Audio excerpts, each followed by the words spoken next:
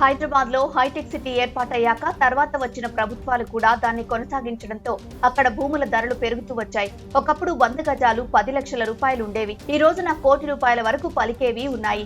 అయితే హైదరాబాద్ లో ఇల్లు కొని పెట్టుబడులు పెడితే అవి పెరుగుతాయని తెలిసి ఆంధ్ర ప్రజలంతా హైదరాబాద్ లో పెట్టుబడులు పెట్టారు.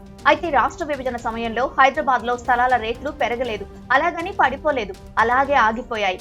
అయితే కేసీఆర్ హయాంలో మాత్రం భూముల ధరలు బాగా పెరిగిపోయాయి. దాంతో చిన్న స్థలం కూడా కొనలేని పరిస్థితి వచ్చేసింది.